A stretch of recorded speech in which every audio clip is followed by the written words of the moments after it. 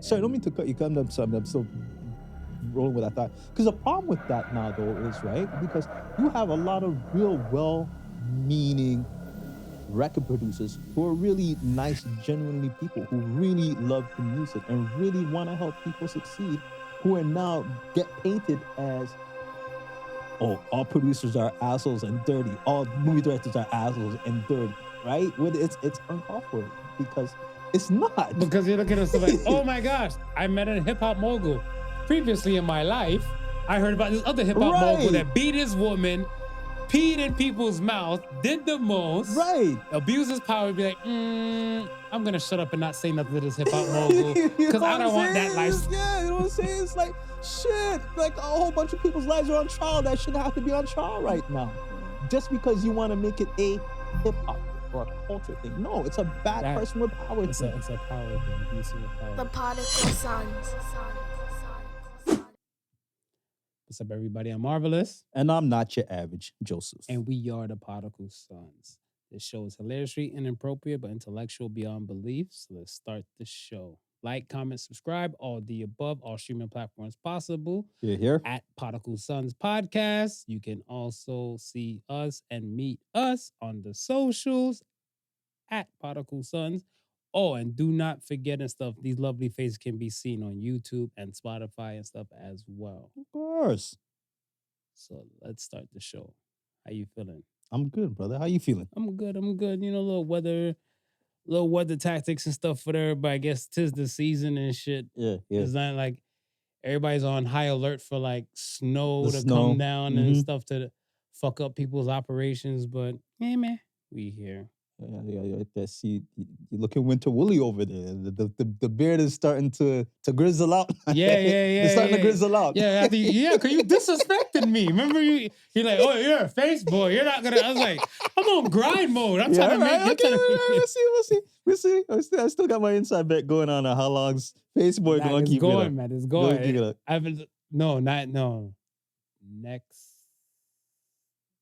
Next weekend. Yeah. Like the 12th. Yeah. The 12th makes a month since like... A month? Yeah. Okay. Yeah. Since I was like, just let it rock. It's just very low maintenance. Very, very low maintenance. Just straighten out the ones and twos with a comb and then just... you know what it is? The thing is stuff that made me laugh was apparently, though, like anybody else who's grown a beard, I'm gonna warn you guys and stuff, whatever. Don't go on a YouTube rabbit hole about beard care. No. Watch whatever type of hair type you have. See if you can find one or two people and stuff for and then just stay in similar there. And then stay in that lane because it's a wide lane of videos. Man, there's Caucasian type beards and stuff, whatever. Then there's the black folk. Then there's one Asian guy. He had a nice little. I was like, oh snap! I never really expected from an Asian dude. Right. And then when I see it and stuff, I was like, okay. Then I use a metal pick. Okay. Whatever, right? Yeah. And then they're like, these are what you shouldn't do to your beard. No. Metal pick. I was like, no, don't tell me this metal pick was up there. They're like, the metal picks and stuff, dude, especially the plastic will bring. They're telling you, I think. Because I want to buy a pick. Right? I want to invest in a nice pick. Okay, so what are they recommend? Tell me why they say no against the metal picks and then what they're suggesting. Okay, so they said no to the plastics for sure. Static. Right, okay. The static stuff will kind of mess up your beard and everything and help dry it out and stuff, whatever. Okay. The metal and stuff, they were saying that the metal, certain like two places that I seen, they said the metal is kosher for if your beard doesn't have like epic length or like depth to it, whatever, right? Right. Because then when you can go through, say like yours is a little bit lower, you can probably go through a nice and slow and stuff like that, whatever, and it's not really like ripping out the hairs and stuff, whatever, right? Okay. They're like, if you're gonna use metal, you always got to make sure your beard is basically moisturized or soft enough. Okay, so for it to go through it. Okay, got it. Okay. So they're saying wood now, and these are oil-infused wood picks, whatever. I got one and stuff for them, some coconut oil infused. I was looking like, but I ain't gonna lie, the bitch glides though. Yeah. Well, it's like, I was like, huh. And then I guess like with the beard oils and stuff like whatever, like me personally, I don't really use too much beard oil. Yeah. I just got into the balm game. So I use like botana oil, right, for like hair and beard and everything like that, Okay. whatever, because it's more for skin. Right. And then I'll use the balm to kind of just hold in the moisture. Okay. So that's why like it looks like it's blinging and stuff, but it's not oily. Right. Whatever, right? So I'm like, okay, cool. And then therefore everything underneath and stuff still kind of soft. So if I take the metal pick now, it You'll still can be able glide, to go through it. Okay. whatever, right? So I'm looking like, but 2 videos ago, this motherfucker Just said said, no to my product. Stay away. Me, I done got shook. I done went to Amazon, Yeah. bought a wooden pick online, watched a few more videos. I'm like, don't go down the rabbit hole to all the people growing beards and stuff like that out there, whatever. Just think to somebody that might be tune like, into the sons and get your beard grooming techniques. yeah. I keep it basic and funky and stuff, whatever. What happened for Like you? I look at it, just it's more to me. I feel like skincare. Right. Your skincare, if your skincare itself and stuff is goated, Yeah. and then I want to say your nutrients. Mm. Everything's like vitamin deficiency and stuff like that. Like I want to say, like some people and stuff when they go gray earlier, Yeah.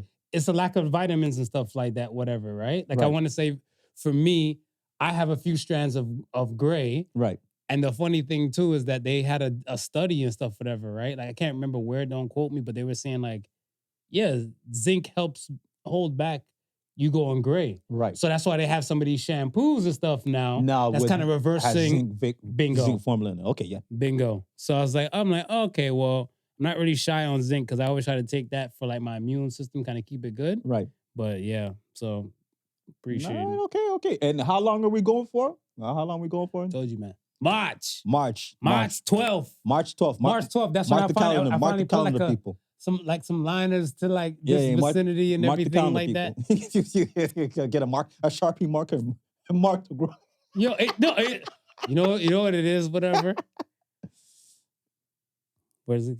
You. Let me tell you something. That's you. To my barber, I love you. You're part of the reason why certain women look at me a type of way. Right. But the fact that, like, I had so much more potential. Because, like, they were saying, like, yo, boss, don't touch your shit for 120 days. Yeah. She's like, if you can wolf for 3 Right. and just beard balm and kind of use that to groom and everything and stuff, whatever, that's when you can see your maximal potential and stuff for your beard, whatever, right? So I'm like, but you see how like your neckline and stuff automatically just naturally shuts down right there? Yeah. My shit goes further. Yeah. So my barber was cutting off my greatness, whatever, right? I love you no less. I'm not gonna call you out, whatever. But you need to stop picking on Jalen Brown, because he'll fuck with Jalen Brown all the time. You see it. Yes. You see it. I was like, why are you? He's like, easy target. Every time I go in the chair, I was like, why you keep messing with Jalen Brown? Easy target, Marv. Yeah.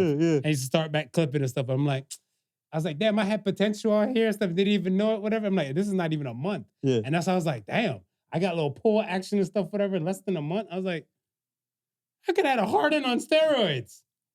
May 12th is the results, baby. March 12th. March 12th. We're looking for the results, baby. We're looking for the results, man. Davi, it's going good, man.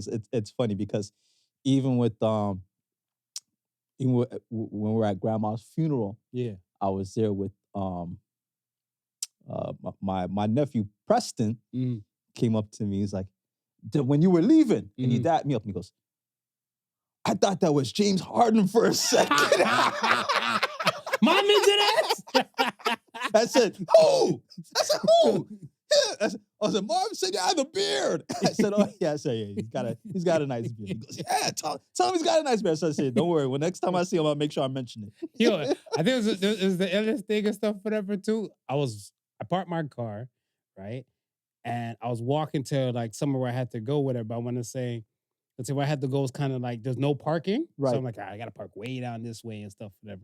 So I'm walking and stuff, whatever, right? And some dude walked and stuff, whatever. He had like a little line up beard and everything. It didn't have no length to it. Yeah. But he's like, hey man, no homo, but like, yo, you got an epic beard or whatever, right? So I'm like, oh, I appreciate it. He's like, how you get it like that? I'm like, yo, just let it grow. Yeah. And I'm like, take your vitamins, dog. Take Yeah. your vitamins inside out. You Yeah. got to do whatever you take inside. Yeah. And then the outside, the oils. We'll just reflect. And just let it, and it'll just let it go. Yeah. Whatever, right? And he's like, you think I have potential? I'm like, of course, man. But I'm like, yo, you probably like got a fresh lineup and stuff the other day. So he's like, I got it 2 days still, though. It's 2 days still. I was like, yeah, let it rock, It man. ain't gonna work like that. Just let it rock, man. I'm like, yeah. He's like, yo, and I gave him dap and I just kept it pushing and stuff, whatever, right? Yeah. And I want to say it was so funny and stuff because some lady I saw and stuff, like she's like, she works, I think she works in my hospital. Okay. So I walked up to her, I'm like, oh, excuse me and stuff. I'm like, did they close off this area and stuff for her? And she's like, you're the, my photos in the elevator. Right, yes. Right? Yes. My photos in the elevator and stuff. Ghetto celebrity. Yeah, ghetto celebrity. So then she's like, oh, wow, you're the guy in the elevator, right? So I was like, yeah. But like, is this area closed off? She's like, your beard's so sparkly. It's just like the photo. Yeah, she's like, because she's like, your teeth is white, and then your beard is sparkly, and everything. So I'm like, appreciate it, but can we still go over there? She's like, no. She's like, can I touch it? I was like, I don't even know you. Can I touch it? Yo, Perf. My eyes are up here, okay?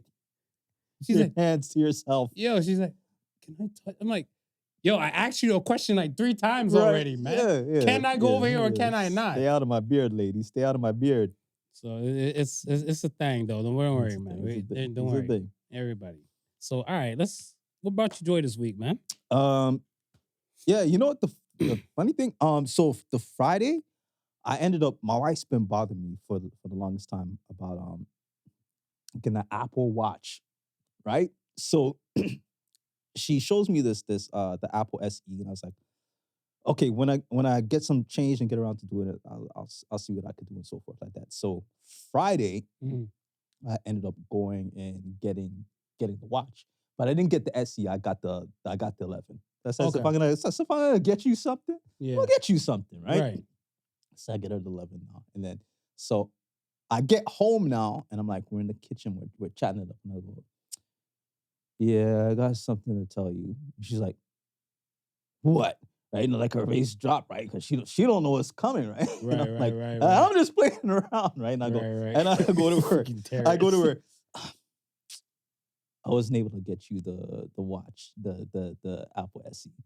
And she's like, oh my gosh, I thought you were gonna tell me like we're getting a divorce or something like that. I said, no. Damn. No. I said, why? I said, why are you going all the way over? Why are you going that far? She goes, well, not really, but I'm like, I thought something dramatic. The way your face looked. I said, nah, it's just pull your leg. Yeah, she goes, oh, that's okay. I go. Aren't you gonna ask me why I couldn't get you that? She goes, okay. First and foremost, it doesn't really matter that she didn't get me the Apple Watch or anything. I said, because she's not a technophobe or anything like that, right? So I go, well, I couldn't get you the SE because it didn't take up enough money. So I got you the 11. So I took the 11 out and I showed it to her. Mm-hmm. Marv, can I tell you, it's like a kid in the candy store. These past couple days, since the Friday, it's just joy just watching her play with the watch. Well, a person who wasn't like technologically savvy, is now all intrigued and just investigating. all That's up good. into it. Questions, this, that. That's good. It does that? Is doing, and I've had my watch for over a year now, so everything is like it's you're over it. Yeah, I'm over it now, right? But now she's reliving all the experiences that you were into. That's been bringing me joy constant for the week, man. Few things. I think what was one? Shout out to like, Uber Eats and their return services and stuff. I fuck around coworkers, they got me hyped to get a Grinch box. Like the McDonald's Grinch box and shit. Okay, yeah. I was like, no, Smooth and I just finished talking about fast food on the other podcast. I'm not doing it. No, Philistines, you're not gonna get me and stuff, whatever. They're like, it comes with socks. Well, that changes things. They're like, so you that say changes fuck the things. Food. I was like, yeah. Then they back out. They're like, no, it's just too expensive on Uber Eats and stuff like that, whatever. No one wants to leave. Right. It was cold to go out for lunch and everything like that. So is it just a one-time thing? What, with the Grinch box and Yeah. shit, whatever? No, like it's still going on now. Okay. No, But- because it said it's just like it was cold that day, so I was like, well, what about next No, day? So it was no, just because that- with them and stuff, most of the time and stuff for there, I want to say for myself, I always try to make sure I at least bring food for like 3 days out of the week. right. And then the other 2 days and stuff that I can wing it and stuff like that. Would it be like, okay, maybe I can take another leftover or something like that, or I can probably just buy something and stuff, whatever, right? Yeah. So they know, like them, they'll just want to buy shit just to buy shit. I was like, no, this is the day. I give you Thursday, and Thursday was a colder day and stuff, whatever. Got right? it. Okay. So I was looking like, all right, Okay, we get the Grinch shit, whatever and stuff, whatever. And I see the socks. Yo, food was ice cold. The tater tot shit was Same ice thing cold. he's complaining about. So I'm looking like, what kind of sucker shit is this, man? I was like, nah. So my homie's like, yo, I got you. Fall back. He goes to complain to them and stuff, whatever. We got full refund back. So he's like, so you got free socks? Free socks. Free socks. I'm like, I didn't really want to eat the buyer engineered meat, whatever, but fuck it. I'll take it for the Grinch. The Grinch socks. You know better, you're supposed to do better, but I did it for the socks. Yeah. Sometimes you gotta make those moves, man. You gotta make those moves. Yeah. It was a little stylish little Grinch socks. I was like, yo, I'm not mad at it, whatever. Are they full green or they got a little? They got the face? What's it? How they would look like? It's half and half, whatever. Like his one half and stuff is the Grinch, the other half is his dog. Okay. So and it's like that on one pair. So one pair is Grinch top, dog on bottom. Yeah.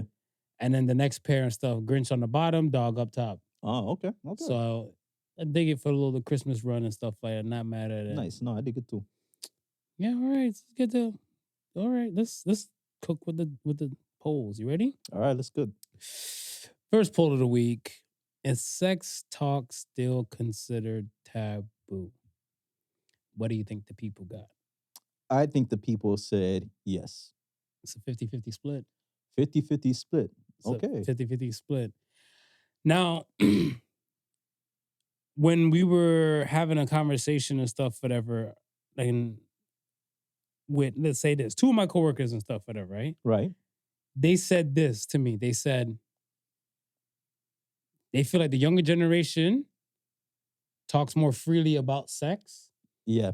That's the reason why it's not really that much taboo, because they're the money, like they kind of like fuel a lot of markets and stuff. Like everybody trying to get their attention and stuff to the youth, whatever, right? So I'm like, well, way back when, before they were born, we knew sex sell.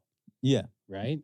And then what another person said, like they agreed to that, but another person jumped in and chimed in and stuff, said to me and stuff, they said, how deep are they talking about sex? Because the thing is stuff, if they're talking about like being a better lover, Yeah. no bueno. Right. Right. If you're talking about, let's say things like, let's say, I guess, bikini ads or like OnlyFans type of stuff, whatever. Yeah. Yes. Yeah. So I look at it stuff, I was like, huh. But on the no side and stuff, whatever, I just felt like, I know we got it. Like, let's say, let's speak for I'll speak for myself. Right. Okay. Me, unhinged, no filter. It is what it is and stuff like that, whatever. But yeah, I believe like the world came a long way, because think about it. Like, what was that? Monster Ball? I believe it was Monster Ball when we saw Halle Berry, like, you know, topless. No, Swordfish. Swordfish was before. Right. Yeah. And to see like a A-list like celebrity actress and stuff, whatever, get topless. Yeah. This was looking like, oh my gosh, she did it for the bag. Bro, remember the outrage? Well, I wouldn't necessarily outrage, but the hoopla that Sharon Stone caused when she did the leg kick over in Basic Instinct. Basic Instinct? Right. And then that's what I'm saying. But like even with that, yeah, it wasn't like the audience is seeing that much. Right. It was the like the innuendo, the but that's subtlety what I'm saying. and stuff, whatever. Even just that was a lot. But back then, yes, sex was still a taboo. I want to say Swordfish, I want to say came out like in the early 2000s. Right. And then like in the early 2000s, a lot of things start getting a little more free. More free. So that's why I'm looking at something like, now we're 25 years from the 2000 mark and stuff, whatever. I feel like, shit, it shouldn't be not a problem and stuff to talk about sex. Now, when it comes to, like, say, our youth, the schools have a problem and stuff like that on, like, kind of giving these kids and stuff a little bit more heads up and stuff on, like, I want to say their sex ed is just basically like, these are STDs, don't catch them. Right. Yeah. Yeah. And then after that and stuff, whatever, they're like, we have so much more questions. Where do we go? To the hub, to the porn hub, to this place. Yeah. And so I feel like the sex ed talk and stuff is definitely still not here yet. But I don't believe sex is a taboo conversation. You know, for something that is more accessible than, I would say, drugs. Ooh. You're right. Like, because we had full on education about we had drug programs in schools. Like, we had specific, like, we had counselors come in and do that portion. And they tell us not to take drugs and shit like that, whatever. All and of that. No dealer ever gave us free drugs before. I pay for every weed transaction. But yet, here it is. Something is monumental as sex, where it could be life-changing for the good or the bad. You would think, yeah, you know, this is something what we might want a specialist come in and say dedicate like maybe a week. Remember of training. We talked about like Dr. Ruth. Right, yeah. And stuff like that. Yeah. When she kicked the bucket and stuff like that, and her show was kind of the late night on like a 1 day a week type of thing and stuff, whatever. Right. I'm looking like, there's people having sex all types of times in the day yeah, and stuff, whatever, right? And I feel like if it's just healthy kind of conversation and stuff, whatever, a lot of people would probably be better lovers, so to speak. Yeah. Yeah. Right? But taboo. Taboo. 50-50. All right. And the next poll of the week was, should they ban social media for kids under 16? What do you got? They had yes for this. Yes, at 82%. 82%. 82%. Tell me why you say yes. I say yes because under 16, your mind is super impressionable, and just from your peers alone is enough.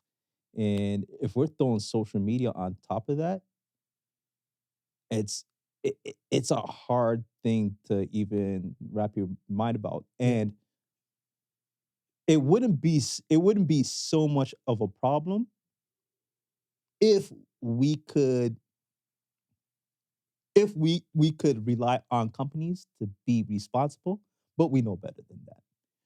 We know they say they're going to put in safeguards for this, they say they're going to put in safeguards for that. Right. But if it messes with profit, that is not going to happen anytime soon. They're there to take bread, though. It's not going to happen anytime soon. They're there to take bread. I think, so I'm on the yes side, right? And part of the no for me, because it's like there's no right or wrong to it, but part of the no for me is that like everything is plugged into technology. Everything. And I feel like at times, as a parent, it might be more productive for you to buy your kid a cell phone than it would be like, so to say, like a MacBook. Right. Right? When it comes to the cell phone access and stuff, whatever, there's not a lot of parameters set by parents. Right. And usage and stuff on it. Now, when the schools, some schools, yes, but then I saw a good portion of videos that I've seen where students and teachers are fighting, and it's because of the phone. Oh, the phone. Yeah. So it's like either they're super addicted to their phone where they're come to a point where they're not taking any authority from it, whatever. Yeah. Then we got to clip something and stuff, whatever, from them, whatever, right? Why I say under the 16, yes, man, I think like the 15-year-olds and stuff like that, whatever, like, you know, they got bullied, hung herself and everything and stuff like that. I think somebody's like, oh, high school is the proper time. But I'm like, no, when you're starting to take on like partial adult responsibilities before you become an adult, right? We'll use this phone as your tester. Yeah. To see where you are and stuff like that, whatever, right? I wouldn't give a 14-year-old that much responsibility compared to a 16-year-old that might possibly know how to drive. Right. Right? So I look at it stuff as where the parameters got to be set. And then I was thinking about, what's this thing called? Selena Gomez had this thing, 13 Reasons. And it's like about a girl that committed suicide. And the show was about the amount of people or the reasons why she committed suicide, right? Yeah. And I look at it stuff as that a lot of the cyberbullying, I feel like the parents don't really know. Some parents might not know too much about it. Right. And then a lot of cyberbullying happens and the kids will kind of just block their parents away from it. Right. Right? Because I saw a commercial and stuff where a little girl, she's there on her phone and some older guy's trying to pick her up, talk dirty to her and everything like that, whatever. And then her father came in the room. She just threw her phone on the bed. He's like, everything okay in here? And she's like, yeah. And she picked up the phone and stuff, whatever, right back after the father walked out the room, right? So a lot of the dangers the kids aren't telling the parents about, but the parents have to keep in mind that there's super amount of dangers out there. Yeah. And you got to limit certain amount of things. Like if you cut the Wi-Fi or you cut the Wi-Fi in your house and stuff like over specific hours and stuff, I get it. Yeah. Whatever, right? Because you want to make sure stuff they're functional people because eventually they're going to become adults. Right. They're a child this long compared to how long they become adults. And you see some of the adults and stuff, whatever, their productivity and stuff is at all-time low. Yeah. Because they're doom scrolling king and queens. Yeah. So we should definitely like think about giving these kids, these younger kids and stuff, cell phones and stuff, and do a lot more teaching, sex ed teaching. Yeah. And a lot more cell phone education and stuff out there and stuff too. Because Definitely.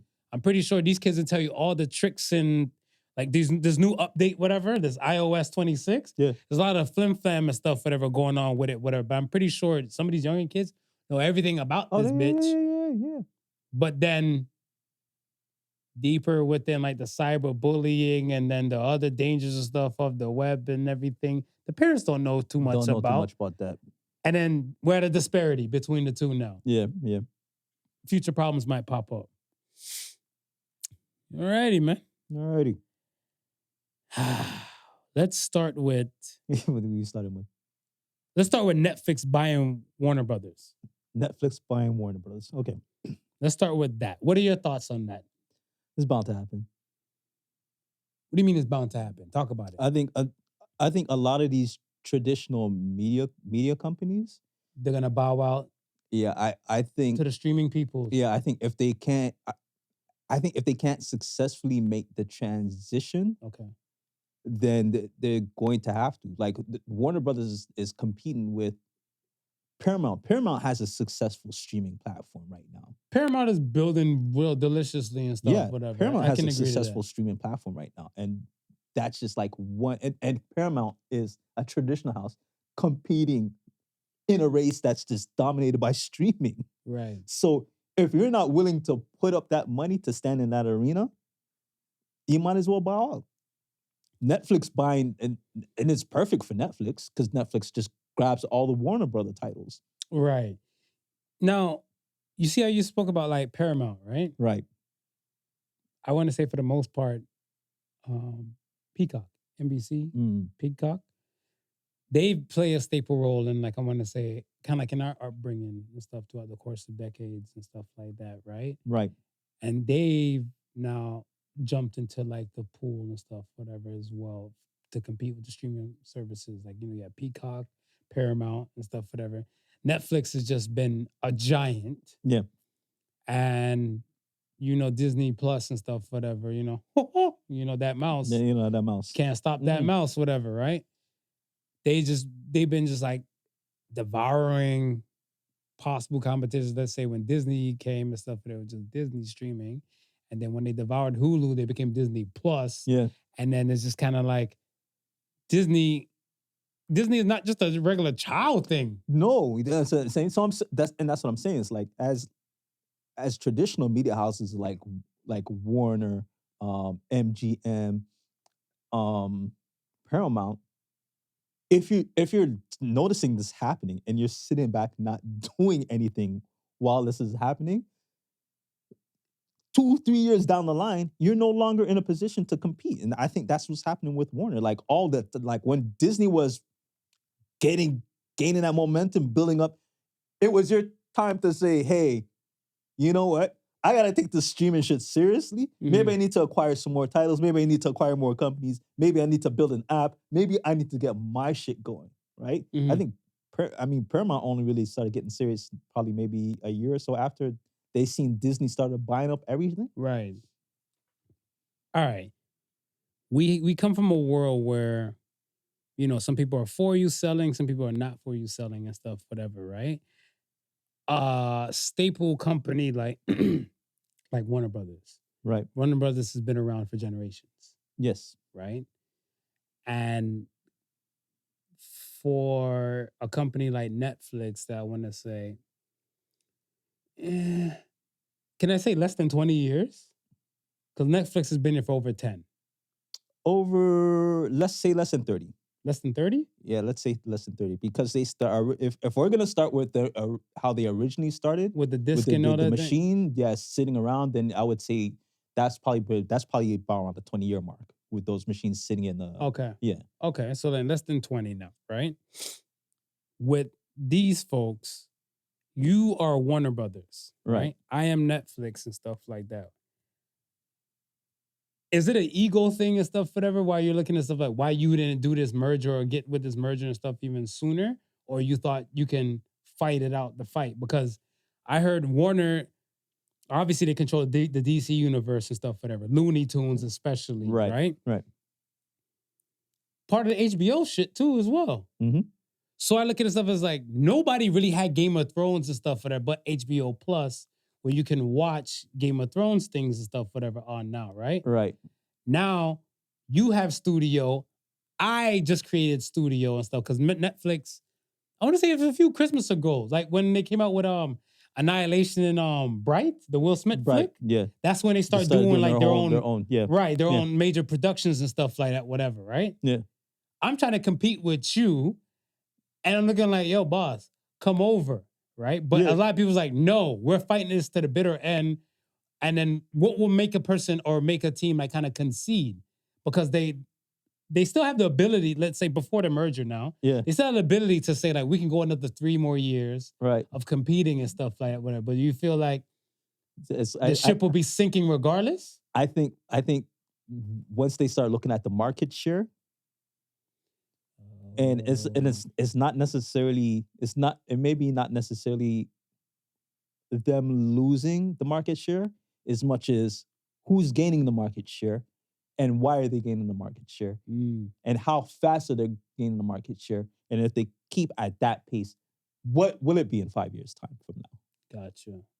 Right? So longevity and stuff, whatever. Like once you see your stocks and shares and stuff are just once you see dwindling, it starts to become a sign. It starts to become a sign, right? Say, okay, you know what? There's a trend happening here, and if we don't right the ship now, yeah, like I said, 5 years down the line, I'm selling to Netflix. shout out to $1 billion budget Netflix, and not only that, $1 billion budget of Netflix said, "Fuck your Diddy shit. We letting this shit run. We are here at the villain Take mark." take that. Did you see it? I see it. All of them. Oh, All right. that's This is a beautiful day. This is beautiful. It's a beautiful day because the reason why and stuff, whatever. I was like, I'm hoping Smooth knows to have a night to just gobble this shit up, whatever, right? Right. Because it was funny style when somebody hit me at work. They're like, "Yo, you know Charlemagne?" They asked something about Charlemagne and stuff, and at the time he didn't watch it. Yeah. I'm like, we're gonna unpack for culture and stuff now, whatever. But I feel like a culture icon such as Charlemagne and the Breakfast Club, this should be something everybody should be taking in. Yeah. To break down. But then there's a lot of hemming and hawing. All right, so now let's cook. What do you want to? You want to start with my shit, or we can start with your thoughts? Tell me what your thoughts on this whole Sean Combs The Reckoning. My thoughts is just when I thought Can you can't get any more dastardly. You know I'm using the word dastardly. You know when I use dastardly, bro. Yeah. The underworld, once you get a glimpse of the underworld, what's really happening behind closed doors, Mm-hmm. we're really imitating the movie. Really imitates real life, and life really imitates movies because that shit is what you see in movies. It's different. Let's say this. I myself did not know about the whole stampeding thing. You didn't know about that? I did not know about it. And stuff, Okay. so taking in the information and stuff at that time, right, was looking like, what the fuck? Now I've heard this expression and stuff, whatever, right? Right. Um, some people walk the road to riches bare feet, and some people's road to riches they walk over corpses, Right. right? That stampede in that gymnasium when people lost their life and everything like that, that was definitely the start of Sean Combs Mm-hmm. on a level. And since then, I'm pretty sure he felt comfortable with just knowing that people were expendable to fit his goals. Yeah. Yeah. Right. I think the thing pertaining to 50, let's say this. Before 50 Cent, said he was coming with a documentary and all that type of stuff, Yeah. the photographer and the videographer and stuff, but the videographer who was doing the recording and everything like that, Yeah. this is Diddy's lifestyle coming to bite him right back in his ass. Right. Because he's been swindling people for dollars for decades. Right. Like I look at his stuff, it's like, all right, they want to use hip hop mogul, and stuff like that, whatever, right? Cool. Let's look at other hip hop moguls. Let's look at Jay-Z. Okay. Right? How many people you've heard after fucking with Jay-Z saying like they never got their bread and it was like extra hard and et cetera, besides Depp Dash? But the only other person I hear complaining is Nicki. Minaj? Yeah. Okay. That's it. With Nicki and her whole situation where like her and Cardi B like went to hell on each other and their kids, do you believe that Nicki Minaj is still credible? If I believe she's still credible? Yeah, like in your world. Like we'll say, because, all right, think about it. Yeah. She made a lot of accusations about these people. She said some things about these people. Like I said, she went to hell on Cardi B's children and everything like that. Do you take her words for gold? In this situation, for that particular thing, I would. Only, and the reason why I say that is because I don't know Jay-Z, but I know the industry itself. And I know people who move in the industry, it's not uncommon. Okay. It's not an uncommon thing. Who was another mogul? Let's say Russell Simmons. Russell Simmons, okay. Have you heard Russell Simmons stiffing anybody on coin and dollars and stuff like that, whatever? Okay. Never heard of it. Diddy came from a school of Andre Harrell. Right. Where this was common. Right. Right? Right. And the documentary showing that and stuff, whatever. But Diddy overextenuated this because remember, if you think about all the key players that Diddy had under his arsenal, or like people who became known, all of them have something to say about him shortchanging them on money and funds. Videographer. This person's looking like, yo, am I gonna get paid? No. So technically, if you didn't get paid, this is still your intellectual property. And see, and that's why I never understood when people were arguing with the whole fact that Diddy hired the videographer and he has rights to the footage. And I'm saying to myself, well, I mean, I think the rights only can be exchanged after the payment is made. Until you pay, I kind of still owe everything. It's my shit, my camera, my film. I paid for everything. But okay, so then, like how you know of the industry and everything like that, right? Right. Lil Rod. Lil Rod says he didn't, or makes a claim that he didn't get paid for like the Love album and stuff, whatever, right? Right. But the Love album still came out. Yes. How is that possible if he still never got paid? Doesn't he still own the rights to like the beats and certain things? So that's different though, because he signed the contract, and within the contract, I'm pretty sure there's a time duration of when he gets paid. And it's not uncommon for producers not get paid right away. Some producers don't get paid till maybe 2 or 3 years after shit has done popped off and they gotta chase down the labels. It's not an uncommon thing, right? Whoa. So with Little Rob saying that he had to chase, that's probably in the business, that's probably 70 to 75% of producers who do that. Who's got to chase or wait for specific money to roll in.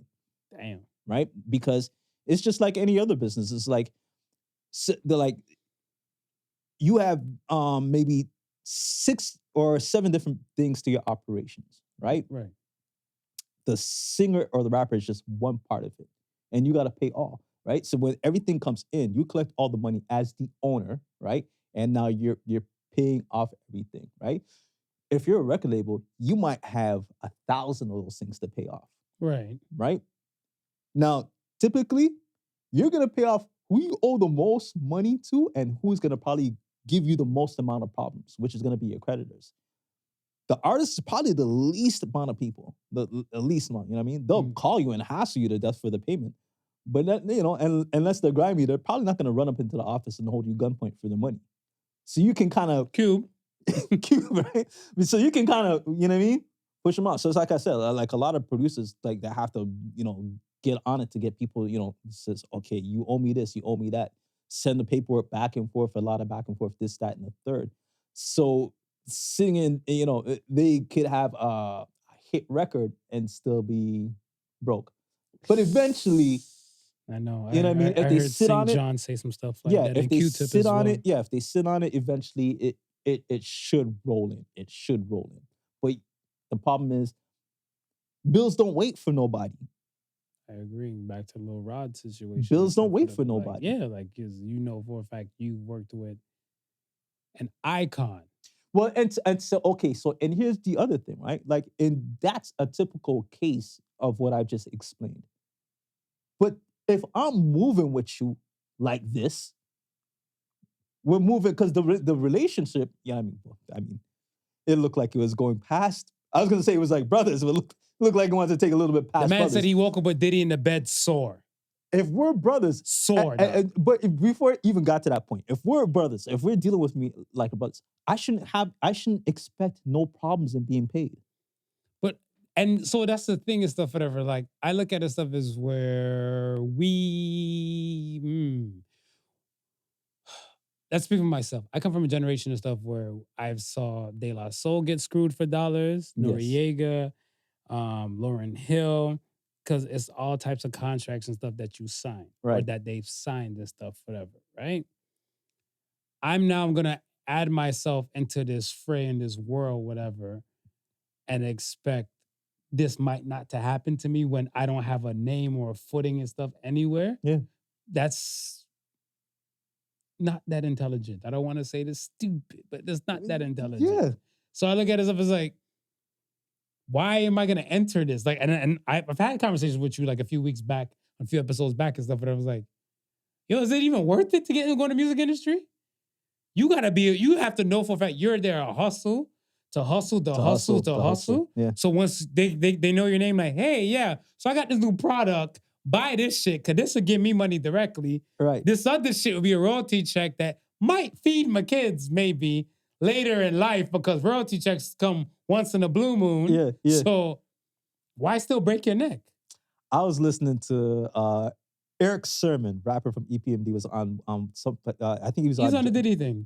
Yeah, he's on the Diddy thing, but he's also on Joe. He was on Joe and Jada's podcast, and he was saying, if you're a veteran act, why the hell are you still doing things through music labels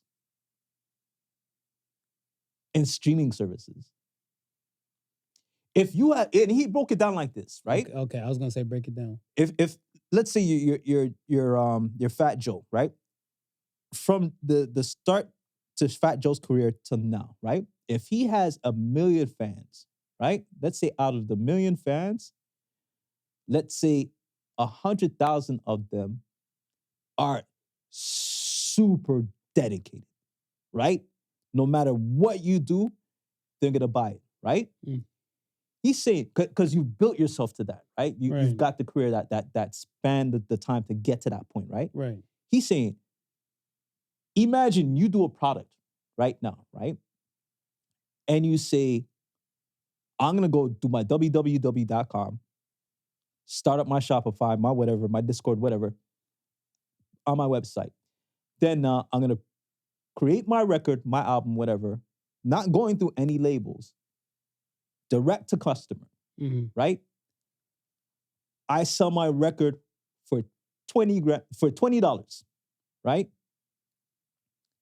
The 100,000 people buy it for the $20. How much money is that? Caking.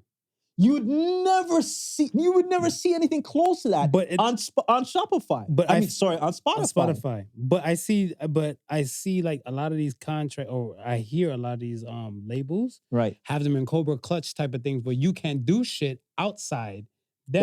That's the thing. That's the thing. So now if your contract expires, the question is, why would you resign?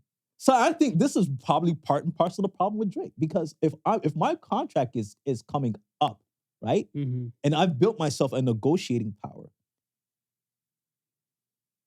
if you can't give me what I want, or it's going to be something that I'm going to expect hard because I earn it, and you're going to try to diminish my power so you can give me less, then why would I want to? Why even fight that? If I take you and you give me what I want, I just go and do it independently.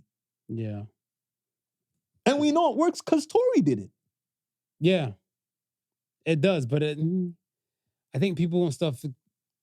And I don't want to speak for all, like, I'm gonna say artists, but I look at it stuff as I think they don't have that much faith in their communities. Well, but I think what Eric was saying is that he wasn't necessarily directing what he was saying to the newer folks because they don't have the following yet, right?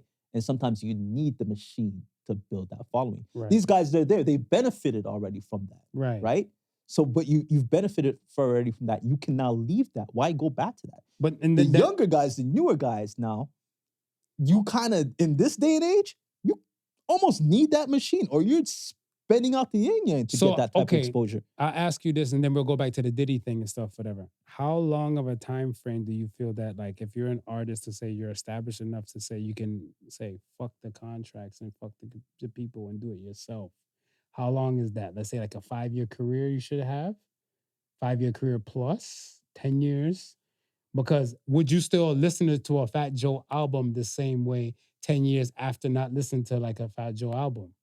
No, I probably wouldn't. Okay. Right? And then I would probably say, in all fairness, I would probably say maybe if you have like maybe 2 gold albums underneath your belt. Okay. I wouldn't even give it a time frame. Like 2 gold albums underneath your belt. Gold or better and stuff, whatever. Gold or better, right? And then to say that, somebody physically went out and spent money and invested in you, right? Because what you gotta realize is that when those people, when a fan goes out and buys your album, they're buying it because of you. They're not buying it because of the record label, not buying it because of the manufacturing. Yeah. But yet all those people are getting money from, you're getting the least amount of the money from the fan. But it comes back to the streaming service on that aspect and stuff, because they've created a place and stuff that was like, hey, if you want CDs, not every car would have a CD player nowadays and stuff, whatever. But damn near every car now be built with like Apple Play or Android Play or something like that and stuff, and you can access to it. So now you don't have to walk around with 5-10 CDs. You just find your streaming service. Yeah. Let that run. Right. And I want to say, how many, let's say, all right, your Jeep, I remember your Jeep has that whole thing where you can like USB plug up and stuff like that. So if somebody downloads an album from like the Fat Joe website, plugs it up and stuff, they can get the full blast in and stuff. Not too many vehicles can do that. Right. And then much as even people want to take their shit like kind of like on the go. Yeah. How many devices and stuff can like play some of those type of things and stuff, or even download it to like the bitrate thing, whatever, right? Because let's say you create this website, you want for the people who have iPhones to download here, for the people who have Android phones to download here, for people that just want to have it from their desktop to download here and everything like that, right? Right. How many people and stuff would you bet on? Like if you're a Fat Joe, would you bet to say, we'll spend the bread to do that? Because that's what I'm saying. It goes back to having faith in your community. Because if you know your following and stuff, whatever, like might be kind of older G's and stuff like that, and technology might be beyond them, you're jumping into the fray. At least let the young kids eat you up. Right. But I think that's what, I think that's what basically Erica was saying. Like, you're looking at it try and look at it from a numbers game perspective, because you don't know, right? So that's what you're saying. Take the lowest percentage of it. So if you, and that's why I said, if you had 1 million fans, right? Even if 100,000 of that. Yeah, without a doubt. Right. But then that's up to you and your community. Right. And how strong you can believe in your community. Shout out to Nipsey. R.I.P. Nipsey. Because Nipsey did great shit before his demise. Now, but the other thing I didn't know about the Diddy thing, back to this whole documentary stuff, whatever, was that Bad Boy was co-founded. That I didn't know. I never knew that Bad Boy was co-founded. That I didn't know.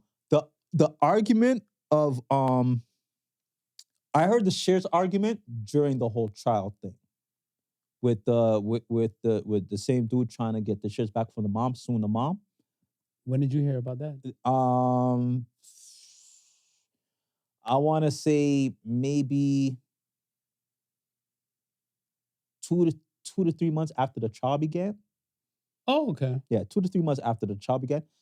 And I thought he was just like someone like said like it's like a cash investor for say, like, you know what I mean? Like you're starting something, oh, I'll take 25% of the company for this amount of money and give you the cash for you to go do things. I didn't know he was actually like somebody like within the company working, doing like pretty much everything that Puffy wasn't doing.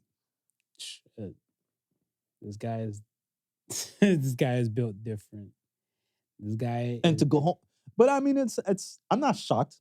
You know what I mean? When the dude said he was homeless. I mean, look Black Rob. So look at Craig Mack. All right. I'm not surprised. I made a note. Yes.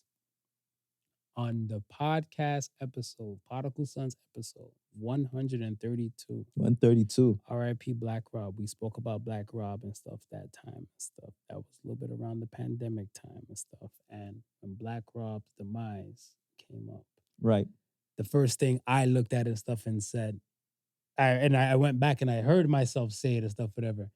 It's Bad Boy in the family until the contract runs out. Everything that we saw from what we thought we knew, it just kind of confirmed it. Yeah. From this documentary. Then I started asking people and stuff, whatever. Is 50 Cent viewed as a hero or a villain now? Right. What do you view 50 as now? A hero. I said that too. Tell me why. Tell me why you say hero. No, because and you can see the villainy and stuff. But tell me why you say hero now. I say hero because, quite honest, without exposing the light, we wouldn't know. Bingo. Same. We wouldn't know. Same. You understand? So thank you, 50. Thank you. So, okay, bring it back to like, let's say someone like Det Dash and stuff, right? And other people, like I've seen women on, like a woman on TikTok make some noise and stuff saying that 50 is just bringing down black men. He's not going after the people and stuff who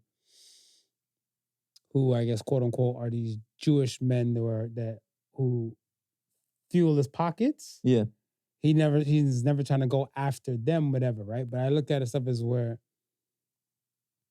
depends who 50 has a problem with. He's gonna clap at them. Cause I think they like one of his liquor deals or something like that was kind of going a little bit sideways. Yeah.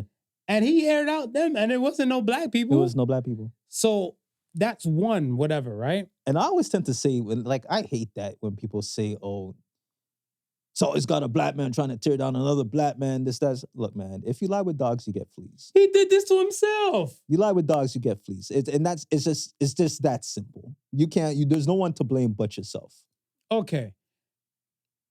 I say Diddy did everything to himself and stuff because he's the one that wanted a cameraman 24 hours with him. Yeah. Right? Yeah. It wasn't 50 Cent. 50 Cent just probably made sure this guy got his bread. Or this person got their bread. I said, this guy he's egotistical and narcissist to the max. It's like like you're on trial of your life. You gonna hire a 24-hour cameraman. The part that killed me is like, God told me not to do anything. Well, let me call Kalina. Yo, why is Don pressing charges on me? I thought God told you not to do nothing, Doc. Why are you calling people? Not even God you listen to. So that's why you in the problems you in, brother. Yeah. But I think the story would, like, I heard, like, him and Justin went into a room with a guy. They heard a gunshot go off and everything like that. I was like, well, you can kiss parole goodbye. But then even with the Keefy D thing, Yeah, yeah. with the Keefy D thing and stuff, whatever, and the whole Tupac's death and all that type of stuff, I was like, whoa. With the Lil C's aspect, I heard Lil C speak about that before. Yeah. Right.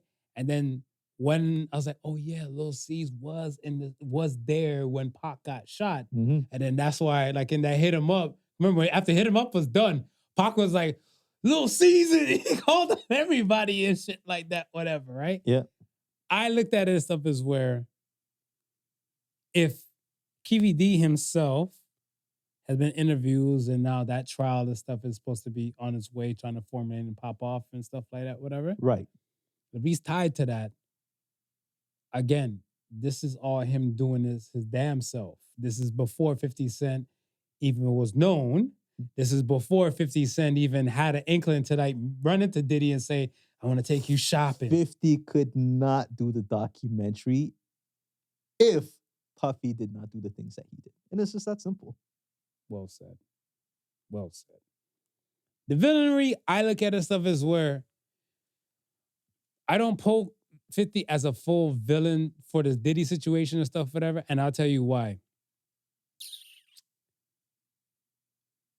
How would you, well, then again, you're blessed like that, whatever. But let's just imagine the stuff we don't know. Because like we heard Daphne Joy say, apparently, I guess, made accusations that 50 is the beater. Right. Right. He put hands on her and all that type of stuff, right? Right. This is your baby mother. What we know of Diddy, same thing with his first baby moms and stuff, whatever, is that like he likes to take a woman from somebody because to make him feel like I'm top shit. Yeah, yeah.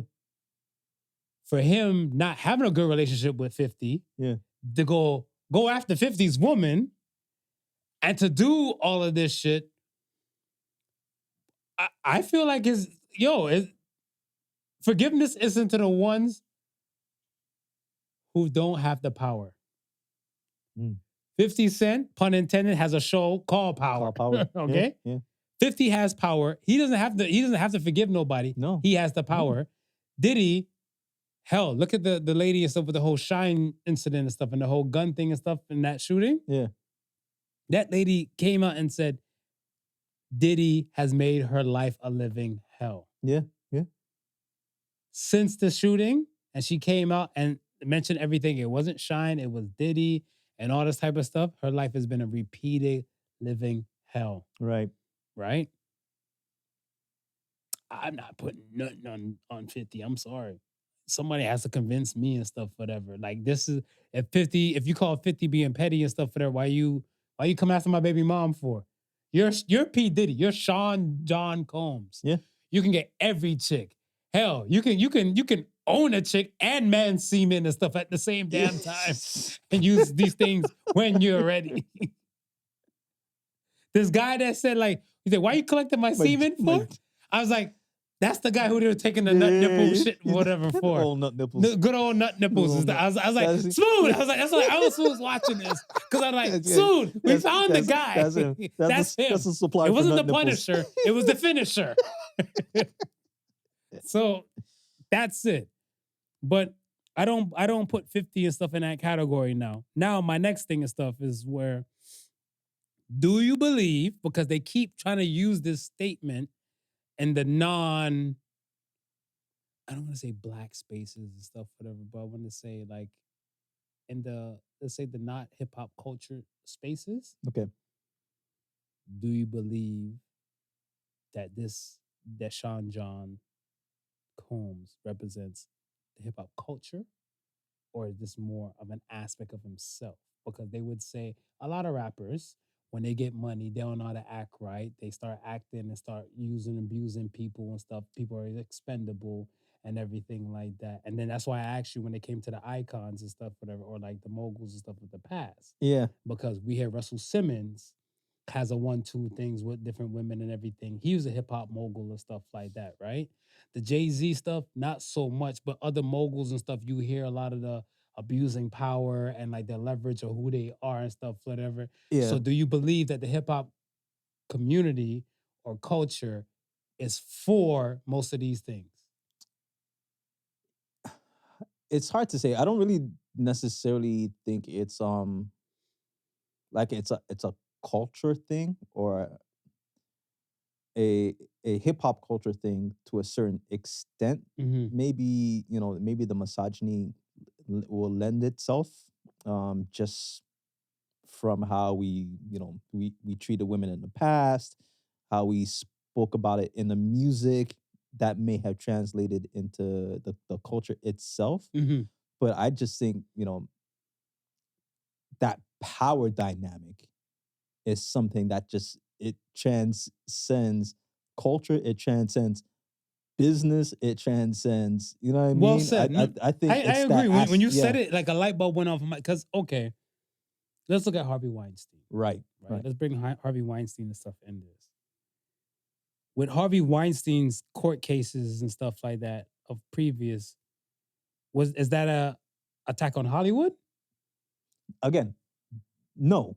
So then why would they keep bringing up this rhetoric that like Diddy and like it's like attack on the hip hop community? Yeah, yeah. Like I want to say there's other directors and I'm pretty sure other movie like screenwriters and stuff probably abused and used their power and their leverage Right. to a high level degree. Like even who was Monique talking about that one day? It was like they blacklisted her and stuff and acting. Not Tyler Oh, Perry, but Tyler Perry is one of oh them yeah, and yeah, stuff yeah, like yeah. that, whatever too. But again, But that's not is that attack on Hollywood? Because if that's an attack on Hollywood and stuff, then you can use the statement and say this is attack on hip hop. yeah, yeah. But I'm like, this is one individual acting on their own That's type it. of And I think it's lane. just the power. You know what I mean? What do they It's say? the jargon. You're drunk with power. You know what I mean? Power is I mean, intoxicating, right? So facts. even with I was watching this program the other day, and it was it was a lady. She was accusing. I think it was either the CEO or the CFO of was it Google? It was I can't remember exactly. It was one major company, but she was working underneath the CFO or either the CFO or the CEO. Okay. And they were flying, they were going somewhere and they were flying on a private jet, right?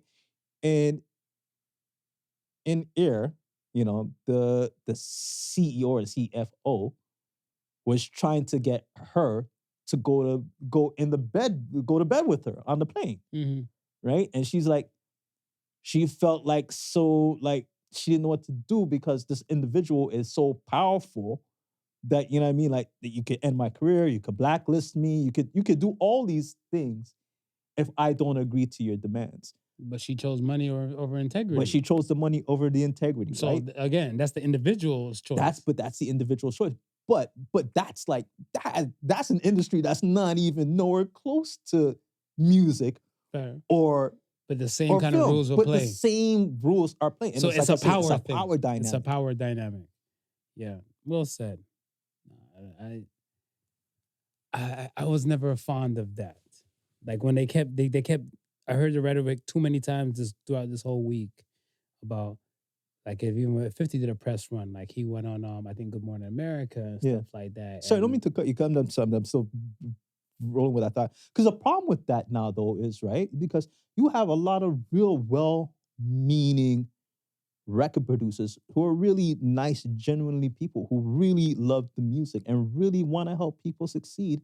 Who are now get painted as, oh, all producers are assholes and dirty. All movie directors are assholes and dirty. Right? When it's uncalled for because it's not. Because you're looking at stuff like, oh my gosh, I met a hip hop mogul. Previously in my life, I heard about this other hip hop mogul Right. that beat his woman, peed in people's mouth, did the most, Right. abused his power, be like, I'm gonna shut up and not say nothing to this hip hop mogul because I don't want that lifestyle. Yeah, you know what I'm saying? It's like shit. Like a whole bunch of people's lives are on trial that shouldn't have to be on trial right now. Yeah. Just because you want to make it a hip hop thing or a culture thing. No, it's a bad person with power thing. It's a power thing, abuse of power. Yeah, sorry, I just wanted to squeeze that in. No, there. you good, Yeah, you yeah. good. My last thing I'll ask you stuff pertaining to this is, what do you think his next move? What do you think a good move would be for Sean Combs and stuff when he gets out? What do you think? Like if you were a part of his PR team, how do you bring this person back from character defamation? No, sorry, character ruin. Yeah. This is not defamation of Nah, yeah, character. This he's- is you're catching. Yeah, you know, I mean, if there was any thoughts of me saying, you know, he gonna do the bid and come out and be kind of be all right, 50 ruined that for me. 50 ruined that for me. I don't think 50 purposely waited. I think because look how long we was waiting on this doc, bro. I think 50 purposely waited to drop this at this specific time. But according Because- to interviews, he was saying he was waiting was for waiting. the trial to be over. Right. Right. So he said he's waiting for the trial to be over to fully release it and stuff like that. So then once trial was done, then they can just slap. Because you remember, the beginning of every episode, end of every episode, they still had the same kind of verbiage, monologue and stuff, whatever. He's serving 50 months with time served. I was like, oh, that 5-0. That 5-0 right there. Because if you really think about it now, right? All those people who had his back or who was like, yeah, you know what I mean? He beat the trial. He beat specifics of the trial. He's gonna be home soon. And they were glad for that, right? All those people who were on his, maybe still on his side, after watching the documentary and understanding that he probably looks at you like a peasant, you may think differently at that point.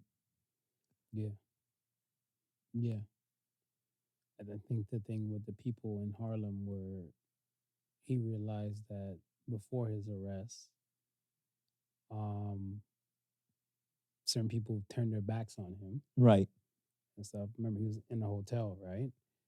Certain people turned their backs on him and everything, and he had to just man the fuck up and see if maybe the peoples would take him back, whatever, right? But Yeah. it wasn't just the regular peoples. He went directly back to Harlem because he was like smoking on the block, smoking weed with Jim Jones, and you know people are greeting him, giving him jackets and all this That's type what I'm of saying, stuff. man. Imagine you're the guy that gave him the jacket. And you saw all of this, And you seen Jesus. this, saying to yourself, this My asshole gosh. just took my jacket because, you know what I mean? He's just trying to improve. It was nothing to do with me, nothing to do with my jacket.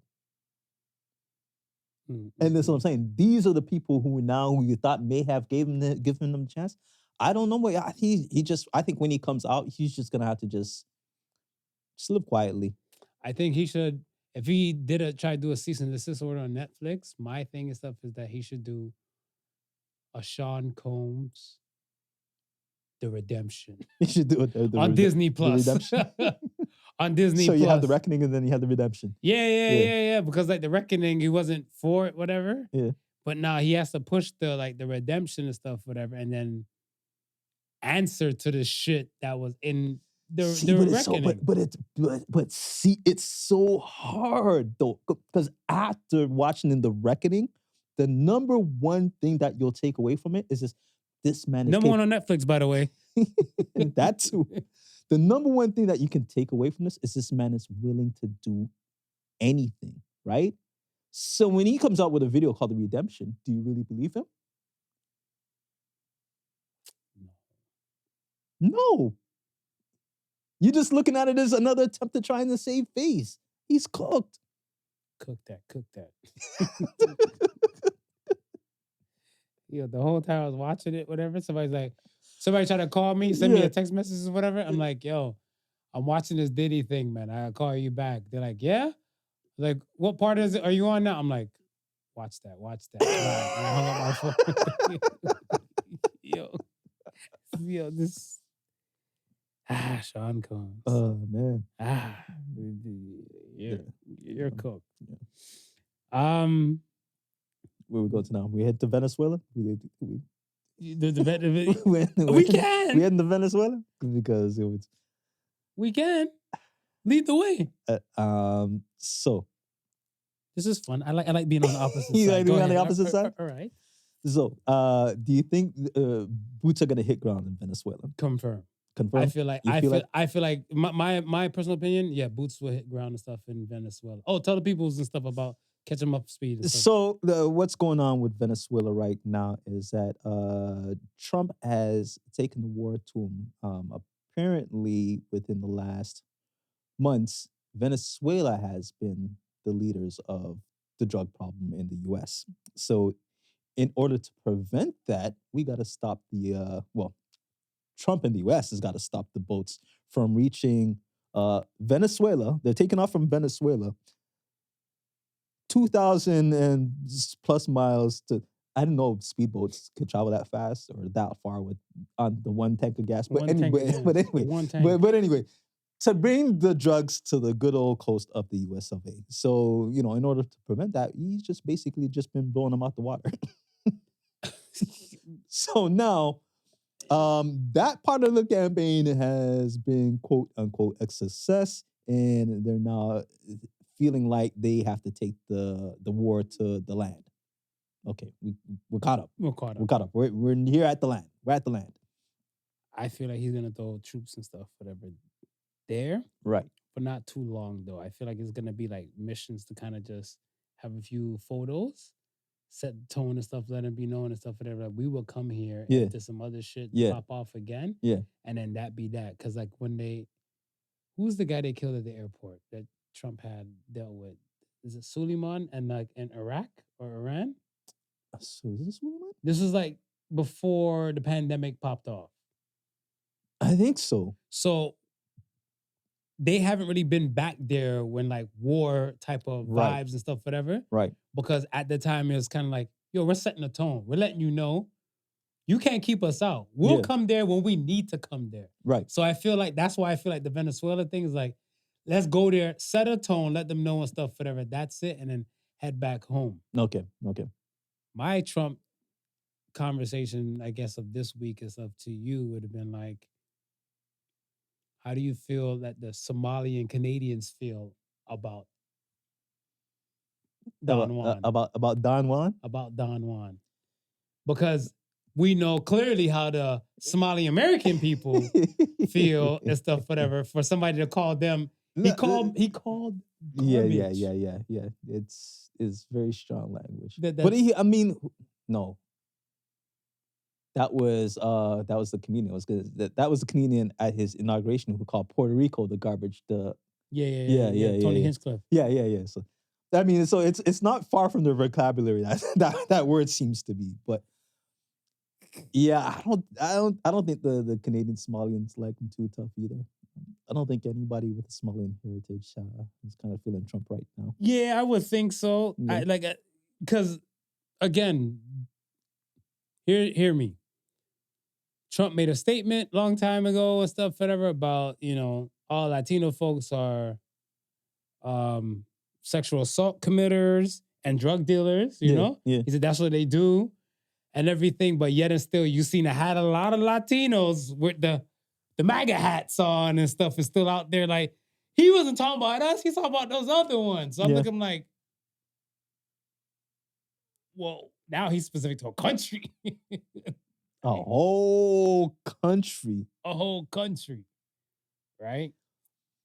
And it's funny how it's just this guy is is he up there with the petty with 50?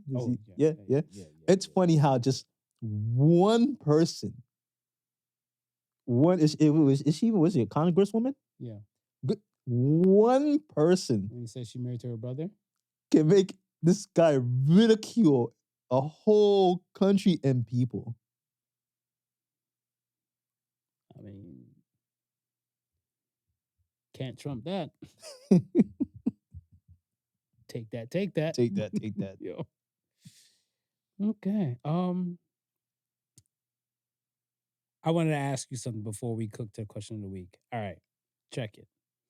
Is hygiene a cultural or universal thing? Cultural. Why you say cultural? Because I think what we may not accept as Jamaicans, Okay. Chinese may accept as Asians. Pakistanians may accept as South Asian. So you're saying, okay, so speak about the Jamaican aspect for the hygiene aspect and stuff, whatever. Shower is a must every day. Sometime 2 times a day if you can pull it off. Fair. That's a Jamaican mindset way of thinking. Where in a culture in other cultures, it's not unheard of to not shower or bathe every day. Okay, so let me ask you this. If a black Jamaican dermatologist said that it's better to take a shower every other day, would you believe them? Would I believe them? Mm-hmm. Yes. So you would take the information and then you would. I'm not saying you have to apply it to your world. No. Because no. you're comfortable with what you're comfortable with. Yeah. For some odd reason and stuff, whatever, like saying this, I don't believe black people and stuff on a cultural level will take the information from somebody of their own, telling them like, something that's different from them. Right. Right. And I'll use an example like oral hygiene. Yeah. Oral hygiene. Floss, brush, spit the grit, keep it pushing. Right. Think about how many black people and stuff, whatever, will still do the tap water rinse and everything. There's fluoride in the water, there's fluoride in the toothpaste, too much of something is bad for you and stuff like that, whatever. Right. You're telling them that, but they're still taking in the water and stuff like that, whatever. Right. What would it take for them to stop? Would it take a black dentist? Or is it still doing what they want to do? No, it will take a reinforcement. It would take probably a few people saying, that's not. I know they used to tell us that growing up, but that's not like it'll take maybe 2 or 3 people to reinforce that notion that it's not necessary. I don't think so. You don't think so? Because I feel like, let's say, for example, and I don't want to bring it back to like the jab and shit like that, right? But I look at it stuff as where there's certain things and stuff throughout the time where like professionals have told people something. Right. And the people are like, nah, I'm not buying it. Yeah. You're gatekeeping or you're lying or X, Y, and Z. But again, going back to what you're saying, is it the fact that they're really not buying it, or they're buying it and they're just telling you they're not buying it because what works for them works for them, and they're not budging from that opinion? Because I see a lot of that happening as well, right? So going back to what I was saying, mm-hmm. if the dermatologist comes to me and say, you know what, showering every day is just going to dry out your skin and then it's not proper for you to do it, I'm going to take it in. I'm going to believe them. One, because I believe that they're going to be an expert in their subject matter, and the training and knowledge should bring about something that is going to be truthful and useful, hopefully, right? To say that I'll stop showering every day, probably not, right? Right. But if 3 or 4, if during my lifetime now, 4 or 5 people come to me and I keep hearing that, yeah, man, it's a tell with that, man, but it's all right, it dries out your skin, it's not really good to do, it's not. I buck another friend, I sit down with my friend, and he starts talking, he says to me, boy, Sam, you used to shower every day, but the water bills and and really and truly, you're not supposed to anyway. It dries your skin. And then now I might start to think now, I said, really and truly, I don't really have to shower every day. Don't say you know it what too I mean? loud. These microphones are on. I forgot the microphones. I was about to say. You understand? But again, but that now becomes like maybe like a changing of culture. So now the culture is shifting. You understand? Because more people are coming to that conclusion, right? So I think now, as the culture shifts, you kind of shift with the culture. That's why I say it's a culture thing. Mm-hmm. Because you see, I feel there's like a bag of people where they might listen to like their cohorts a little bit more than they would listen to, I want to say, like these professionals of whatever kind of like field or study they may be in. But when it comes to like the hygiene aspect and stuff, I just thought it was semi-universal until I realized and stuff like I don't really see a lot of black dermatologists out here telling us about like the bathing and the shower frequency, Right. right? No shade. I see a few Caucasian ones and stuff like that, whatever, but their culture is a little different, right? Not Ashton Kutcher and Mila Kunis saying like Don't once a week they bathe their kids. and never wash your legs. Yeah, that too from other folks and stuff, Right, whatever, right. right? And I look at it as like there needs to be something universal where like the Alliance of Dermatologists and you have like the ones from all parts of the world, Yeah. and stuff, and saying like, yo, what do we agree on? Like, right. Yeah. Yeah. moving forward and like stuff. There's Whatever. a standard, like a typical standard. Yeah, 'cause- doesn't matter skin, body type, whatever. These are the things. This is the list. A, T, C, D. Now, if you're any other culture, E, F, G, H might apply to you, but these first 5 letters up top here, this is for everybody. The reason why, and also the other reason why I said like, is it like if it's not universal, then it's cultural and stuff, whatever. We as Jamaican descent have it to bathe every day, Right. at least once a day, twice a day, depending on like the vibe and stuff. Right. I went above and beyond that. Whatever. I have a problem. I like the shower. Shower is my happy place. Yeah. I went to a telly one time, but like I did a mission in the morning. Before I left to do a mission, I showered. Showered, yeah. Came back, is like, whew, it's kind of moist. Showered. Showered again. Yeah. Yeah. And then I was like, whew, later gonna get some vagina. Shower again. And then I realized stuff like after the third time, I was like, I look kind of ash gray. Your oils have been depleted, literally. And I was like, maybe this might not be a good thing to shower so many times and stuff. Whatever. I'm like, but it makes me feel good. It makes you feel good.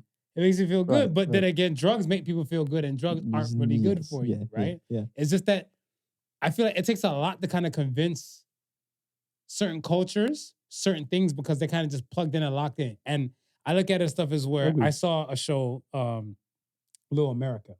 Okay. I don't know if you heard of it before. Heard of it. It's on Apple, Yeah. right? There was an episode where it was a Chinese mom with her 2 kids, Chinese single mom with her 2 kids and stuff like that, whatever.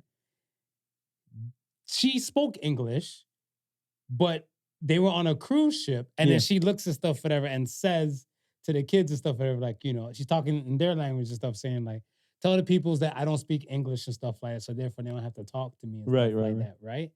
And then I had a Chinese friend that I spoke to about that, whatever. And he's like, and some of the OGs, they, they're not too fond of, and I'm like, with the black people? He's Yeah. like, yeah. So I'm looking like, he's like, that's a cultural thing, It's a though, cultural Mark. thing. So I'm looking at him like, it kind of feels a universal thing, like with the racism and everything Well, yeah, and stuff like that. I mean, it does. Put it here, brother. Put it here. So, I mean, But- it might be their standard. yeah, their standard. It might be their standard. So I look at it stuff as like, culture means a lot more than I realize and stuff, whatever, than let's say location. Yes. Because it's always the slogan, it's not where you're from, it's where you at. Right. But okay, we're here. But There's yet, a lot of other people are cultures- bringing their culture with them. Bingo. They're not adapting to No. like, it's not where you're from, it's where you at. Yeah. Whatever, right? And where you at. It's not where you're from. It's bring it here.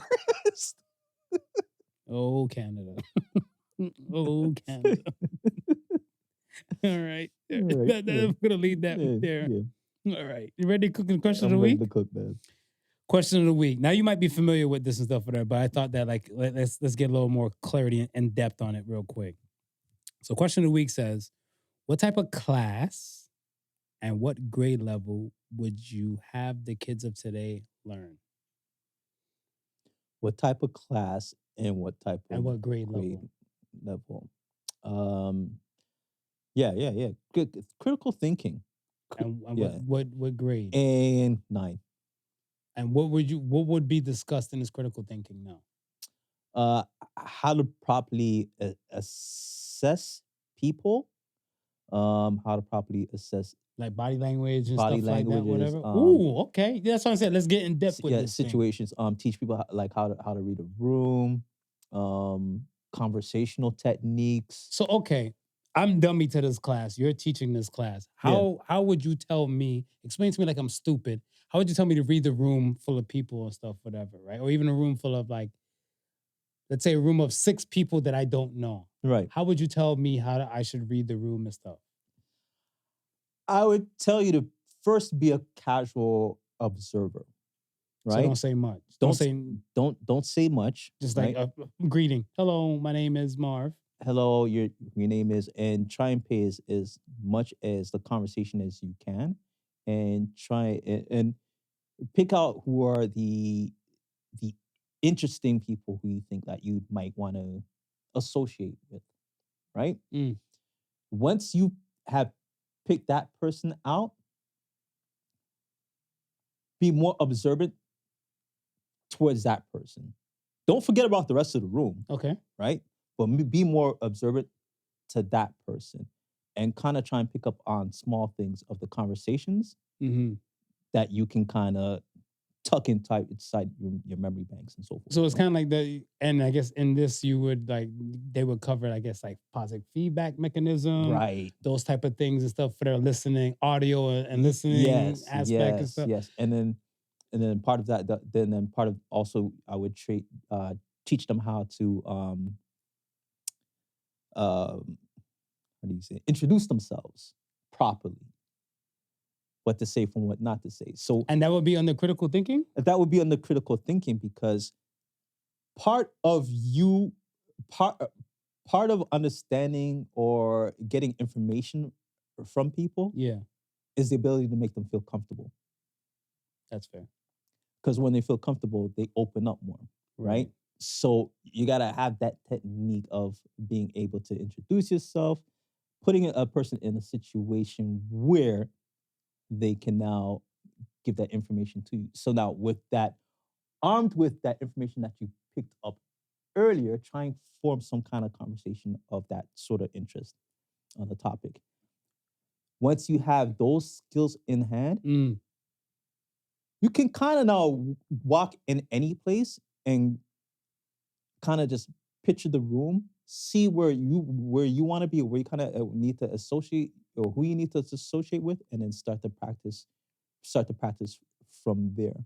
And meanwhile, while you're doing that, again, reading the temperature room. If everybody's somber, you're somber.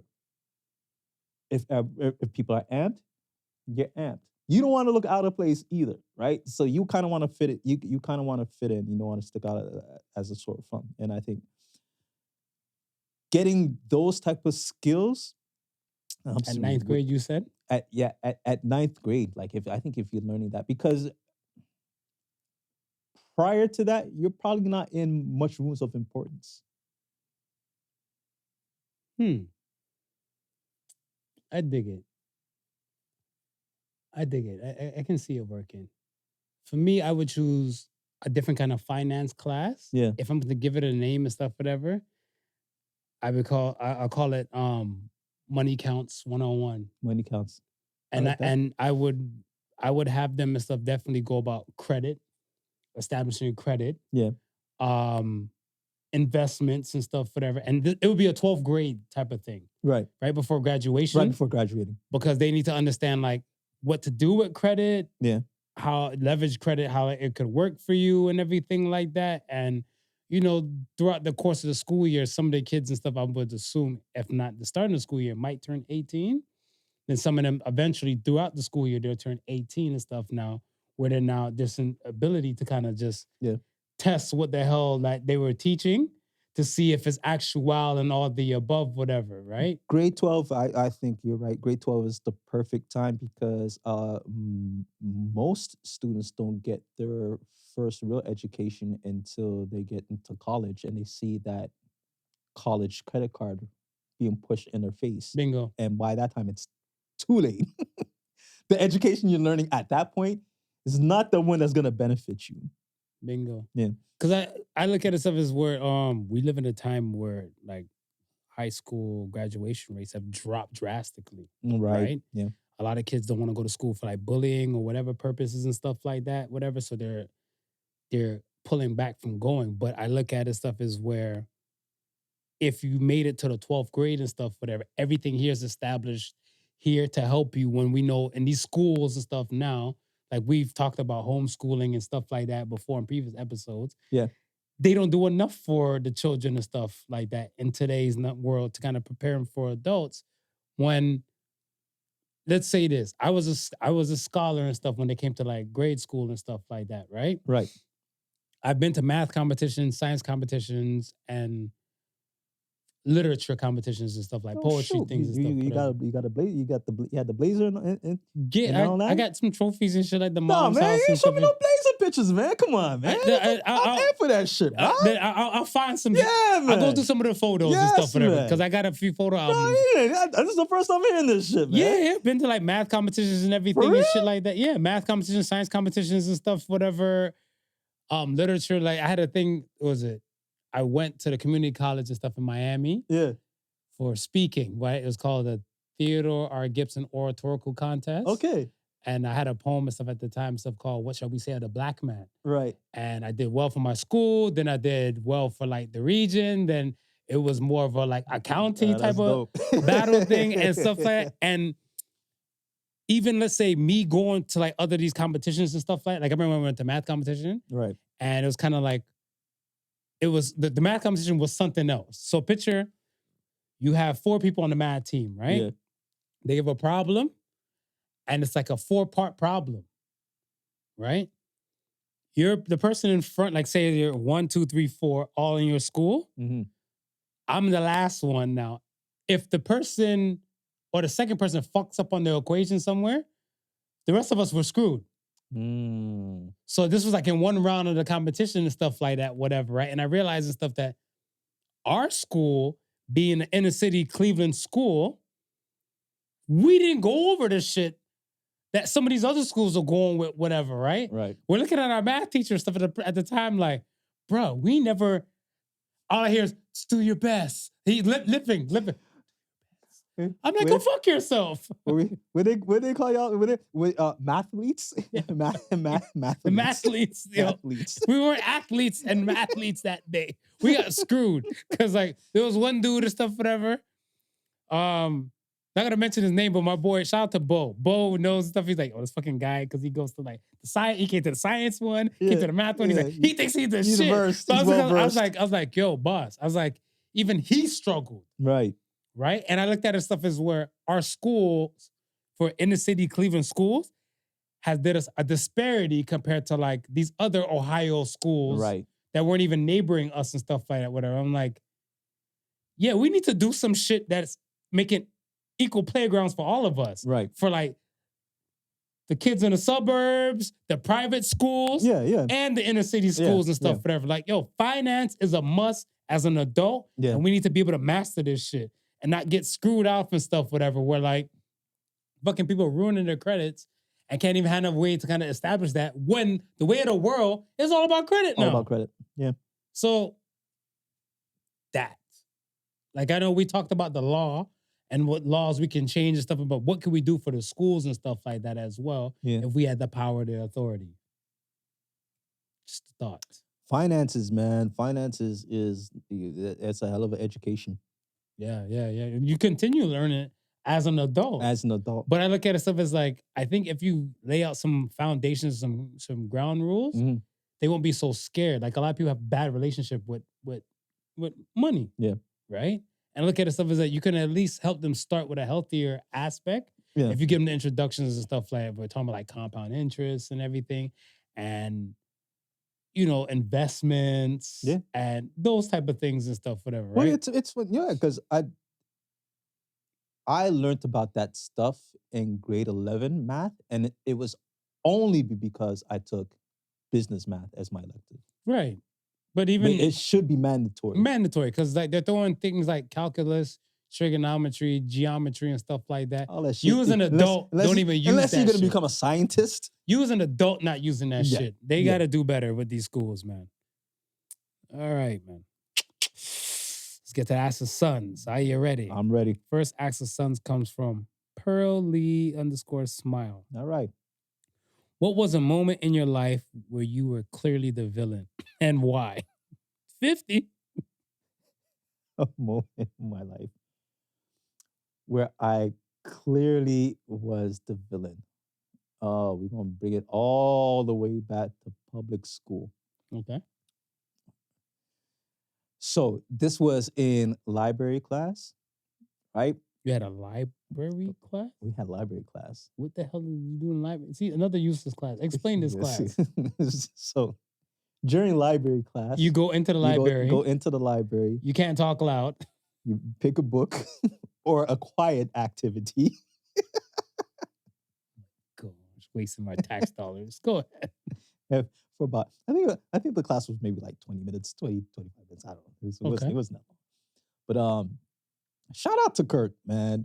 So our library class was right up against the outside wall to the play yard. So you can look outside the glass and see so forth. And covering it is just curtains. So, you used to be younger as a kid, you'd run behind the curtains and stuff like that. So Kirk, one day, was in the library playing because kids never listen. Yeah. So we're playing. We're in the library. It's playtime. It's not library time. It's playtime. Right? So we're playing. So Kirk is running behind the curtains. And I see Kirk. But Kirk doesn't know I'm on the other side. He doesn't see me. So I say, I can body check Kirk. To the window? And Kirk would know who body checked him. So I body checked Kirk. And he collided with the window? Oh, shit. So then Kirk starts freaking out now. Because he couldn't see who hit him. Couldn't see who hit him. And that. So the teacher comes over. Kirk, what happened? I don't know. This Chinese girl, Michelle Choi. Shout out to Michelle Choi. It was Andrew. Snitch. It's in their culture. They're not like us. They not like us. They're not like us. And I was like, Miss, how could it be me? I can't see on the other side of the curtain. Also, you got Saved by the Bell with your logic. Good for you. Fuck Michelle. Fuck Michelle. Still shout out to Michelle anyway. She's like, what the fuck did I do? I just called out an injustice. Yo. I think for me, if we're gonna go like from way back, I want to say I made a particular notion and stuff where I was in 5th grade. I was in 5th grade and stuff, whatever, right? And this one dude, he slapped me in the back of my head after like a fresh like fade. Yeah. Right? We call that a neck back. He gave you a neck back. Yeah, he gave me a neck back and stuff, whatever, right? So I was like, this motherfucker and everything. They're like, oh, he can fight. I'm like, you think I have a fuck? But I'm gonna fight and everything like that, whatever. But then one person's like, no, like, like his sister and stuff, she's a good person and blah, blah, blah. She probably like, she doesn't want to see her brother fight. I saw the sister. Yeah. I intentionally start sharking the sister. Shark the sister so to a point where I went to his house. Whatever. Yeah, right? you ended up in the house. I was in the house and stuff. I didn't do shit. You were determined. Yeah, I was determined. You were determined. Yo, I sat there and stuff, whatever. She's like, yeah, I'll be back and stuff. She poured me some juice and stuff, whatever, and all that type of stuff. Yeah. And I saw his room. And I was like, fuck that guy. Because he slapped me in the back of my head and stuff, whatever. I'm like, yo, this is a moment in time. I go in his bed. I had the juice. I lift up the bed. I poured all the juice under there. Pulled the sheet right back, whatever. She's like, oh, you finished the juice? I'm like, yeah, it was good. I'm good. I don't want no more and stuff, whatever. I think I'm full now. I'm full. You're good to go. Pun intended. I'm full. I'm good. I'm great. We can go and stuff, whatever, and everything like that, whatever, right? And truth be told and stuff, whatever, I think years later and stuff, I think there was some situation and stuff where like he was talking reckless to somebody and stuff. They're like, or we'll just talk to Marv and Marv might just fuck your sister and stuff, whatever, right? I was still a virgin at this time, whatever. But then they the way they said it, the guy was just vexed and stuff, whatever. I'm like, watch out now. I only went after your sister because you slapped the back of my neck when we were in 5th grade. So I was like, I'm getting older. She's hitting puberty. Don't play with me. So yes, I was villain. I've been bad since time. All right. Next question comes from Void of the Stars. What is your honest advice to people with severe low confidence? With severe low confidence. I think that's what you should teach in your critical thinking class and stuff, whatever too. My honest advice, I would say, try and stick to the people that you know. And I say it like that, whatever, because it's kind of like, I would hope, not the misfit type. Yeah. But I would say the type of people and stuff where you see they're magnetic, or like, people, they have good energy and they have good interaction with people and stuff like that. Yeah. Try and start to emulate what they're doing and stuff for them to kind of get a footing and stuff on like what you are. Because I think, when they tell you some shit about, I like this girl, just be yourself. She's not gonna fuck you if you're yourself. like let's keep it a buck. Yeah. Like, you need to try to emulate the people and stuff that you might find that you like, or like some kind of base of, oh my gosh, this person's charismatic, or they have this ability. Gravitate to them, see if you can emulate what they do, and start from there. Then see if you can tweak it and find your own way. That's what I got to start with. What do you got? I would find some sort of like low-key social group that you can join. And when I say low-key, something that like there's not a whole bunch of excitement or anything that can kind of make you feel any more uncomfortable than you would be in a typical group setting. Okay. So let's say like if you join like a card club. Okay. Where the setting is quiet, but it's a situation where a conversation still can be had. Right. And they kind of talk about the back and forth right, between the cards. And you're in it, and you're already in a conversation where conversation is welcoming. Right, because you're in the setting and stuff. That's nice. Right. I like that. Yeah. So I think I think once you join a club like that, and the more exposure you have to be just sitting with people and being able to conversate, I think after a while it'll start to feel more natural. And then if you feel confident enough, then you can try and expand and explore outside of that group. That's fair. I like that. Well said. Okay. Hope this helps. Hope that helps. Last question comes from KingKronos. What's a truth about life you wish someone had taught you a decade earlier? A truth about life that someone would have taught you a decade earlier. So I guess something now in your 50s. Yeah. And somebody taught you something in your 40s, and you wish you would have learned this stuff, whatever. Having a house is a luxury, not necessarily a necessity. Or owning a house is a luxury, not necessarily a necessity. Ooh. Bar. Speak on it. Don't just walk away and drop your mic. A lot of people, look at buying a house as a number one or secure way of an investment. I guess we would teach that in my finance. This is what's going to be taught. Yeah. This is what's going to be taught in your finance course. When time has shown that it's probably one of the least efficient ways of investing your money, because it doesn't grow as quickly as let's say an investment would. So, we've been tying up all our money into houses when we could have been using that money to, make more money, right? And all of this thing because we were taught that we should own. Renting is a bad thing. Well, if I'm renting, right, and your overhead should be smaller. Yeah, my overhead obviously would be smaller. Mm-hmm.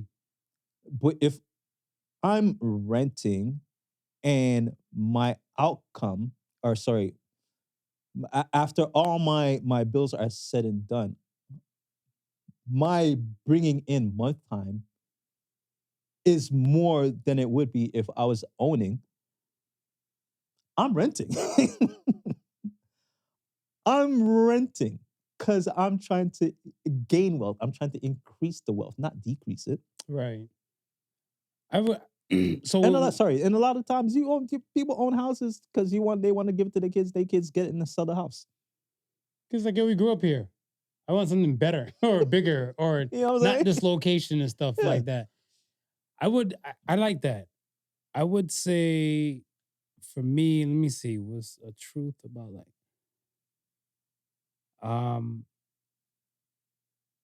exercise and exercise on a level where it makes you want to do it again.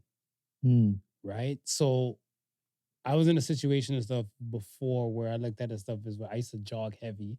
I did a Nike 10K like eons ago and stuff like that. What about like 20 years now since the Nike 10K?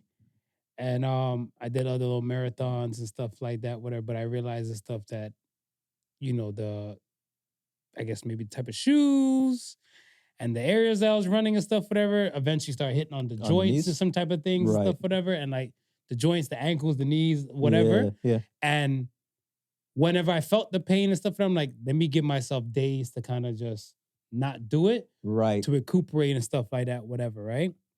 But then I always heard the slogan, no pain, no gain, Yeah. right? And I kind of use that to apply to that, but it's not fruitful for anybody. Right. When I realized and stuff that like just basic walking can do so much with a proper diet, Yeah. can just transform you in type of ways where, let's say, for example, I get compliments a lot of times stuff about like my age. Right. When I tell people I'm in my 40s and stuff, whatever, I get people like, oh, you don't even look like you're in your 40s and stuff like that, whatever, right? But I'm like, yeah, because the shit I did earlier in my life that continued on and stuff like that, right? And I had an OG, he told me he was in his 40s at the time and I was in my 20s. He's like, nah, don't let these people get you hyped and stuff, whatever.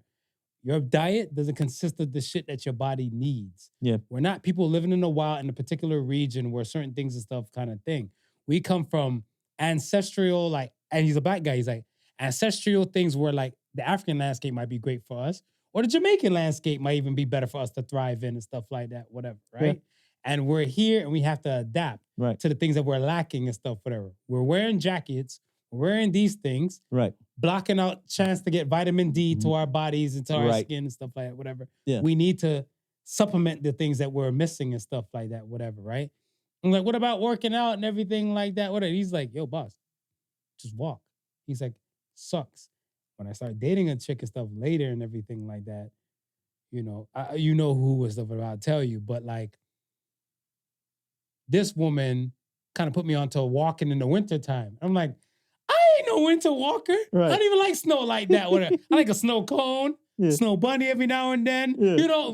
Just different shit. And then when I realized stuff like, no, even walking in the cold is even strengthening your breathing. Yes. The cold thing, like extra thing, with the core muscles, hypothermia, a whole bunch of other shit with it. And I'm like, yo, I'm glad I kind of did this at a specific time in my life, but I kind of wish I would have did it so much earlier to even reap even extra more benefits and stuff like that. Because if you thought I look young now, fuck, if I'd have did it earlier, I'd probably been like, how old are you? 22. But I'm really like freaking 40, right? So I look at stuff as that there's so many things and stuff that we now know later in life that we're like, shit, I wish I would apply that and stuff. Because you went bike riding, and everything and stuff like that, the working out thing. Yeah. How often did you bike ride in, let's say, in your 20s? As a kid, you probably like, yeah, I can't wait till I drive.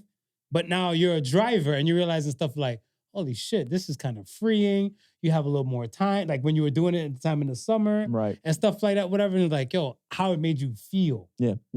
Right? Because again, your grades are probably just showing a part of your age. But when you shave and you look young. You look younger than me. Yeah. So I look at this stuff as like, again, what we do to ourselves, how we maintain ourselves, stuff like body-wise and physically, Right. is a hell of a thing and stuff like that. But for real though, like There's a lot of lessons and stuff. You now look back now at like, okay, you're a 50-year-old man. I'm a 40-year-old man. I'm like, fuck, I wish I would have did this earlier. Yeah, yeah. And investments is one of them. Investments is one of them, for sure. We made it. We made it. We made it. Let's hit him with a Soul Say the Sons this week. Cha-cha slide up out here. Soul Say the Sons. Real fitting. Soul Say the Sons this week says, up your discipline or lower your desire. The choice is yours. So says the Sons. Yeah. It's kind of straightforward after what we just said. Listen, and we all know out there, y'all don't want to lower your desires. Yeah, so you better up that discipline. We all know y'all don't want to lower y'all desires. Yo, we know that. I said this to somebody one day, whatever, right? I'm like, I think they was talking about living with people. Yeah. Right? So I said, they said it's a step back in your life and stuff. And I said, or you take this 3 steps. I'm like, you take this 1 step back to be catapulted 5 steps ahead. Yes. Right? So I'm like, I think your desires are too high. You need to cut it. Yeah. Whatever, right? And realize like when you cut so much of the bullshit and you realize that, yo, this is the task at hand, then this is what you have to do. But then again, not everybody's built to have ultimate victories. No. Everybody wants an ultimate victory and stuff with it, but they realize and stuff they have no preparation skills for that day. Yeah, trim the fat. Trim the fat. We are here. We appreciate y'all rocking with us. Man. Like, comment, subscribe, all the above. We mean no harm and stuff, whatever. Well, sometimes I do mean harm, but we mean good. We mean good. We mean good all the time. We mean good. Yeah. We're good. It's the ultimate goal. Different ways and stuff, whatever, you know? It's the ultimate goal. You might get a polished sign from him. You might get a nitty-gritty from me, but we mean good. Yeah, we mean good. Like, comment, subscribe, all the above. And remember, folks, thank you for listening to the Podical Sons. And remember, the difference between genius and stupidity is that genius has its limits. Has its limits, y'all. Stupidity doesn't. Don't be stupid. Peace and love, y'all. Peace and love. Go be great. The Podical Sons with Not Your Average Joseph and Sofa King Marvelous.